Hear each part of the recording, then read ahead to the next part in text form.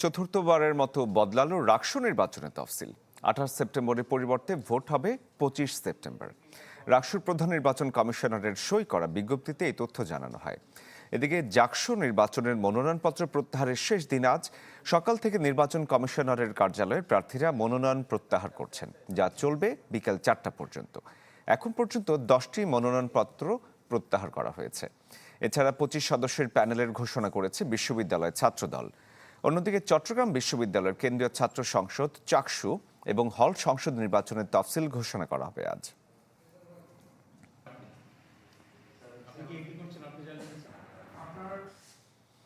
রাকসু নির্বাচনের আরো বিস্তারিত খবর জানাতে সহকর্মী আবরার শাহীর আমাদের সাথে যুক্ত হয়েছেন। আবরার, রাজশাহীতে যে রাকসু নির্বাচন সামনে, কেমন বইছে নির্বাচনে হয় এবং ক্যাম্পাসের পরিবেশ কেমন?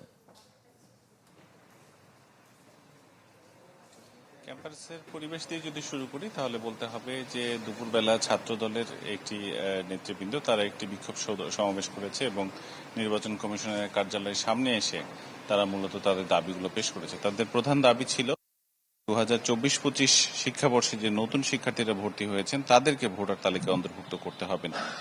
যদিও এই শিক্ষার্থীদের ক্লাস শুরু হয়েছে মাত্র 7 দিন হলো এবং এদেরকে ভোটার তালিকায় অন্তর্ভুক্ত করা রীতিমতো কঠিন বলছে নির্বাচন কমিশনাররা।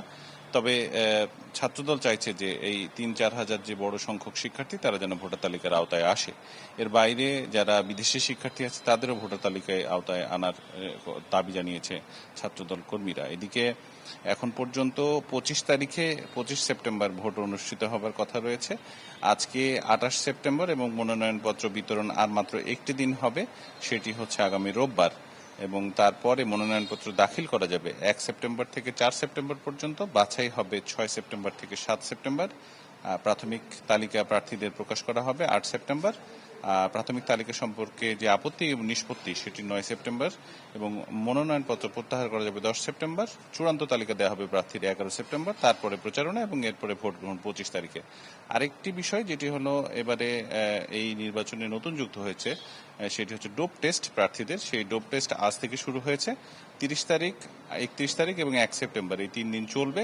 রাজশাহী বিশ্ববিদ্যালয়ের যে মেডিকেল সেন্টার সেখানে সকাল 8টা থেকে বেলা 11:30 পর্যন্ত এই ডোপ টেস্ট করা যাচ্ছে। আজকে প্রায় শতাধিক শিক্ষার্থী যারা প্রার্থী হয়েছেন তারা এই টেস্টে অংশ নিয়েছেন। সব মিলিয়ে বলা যায় যে শিক্ষার্থীরা বলছেন কোনো মাদকাসক্ত প্রার্থী যাতে বিজয়ী না হয়ে এই ক্যাম্পাসে আধিপত্য বিস্তার না করতে পারে, এই জন্য আসলে তারা এতে সন্তুষ্ট। আর নির্বাচন কমিশন বলছে যে এখন পর্যন্ত যে তারিখ নির্ধারণ করা হয়েছে সে তারিখে তারা 25 তারিখে ভোট অনুষ্ঠিত করতে চান। মোটামুটি ধন্যবাদ। দর্শক, রাজশাহী থেকে সহকর্মী আবরার শাহীর যুক্ত হয়েছিলেন।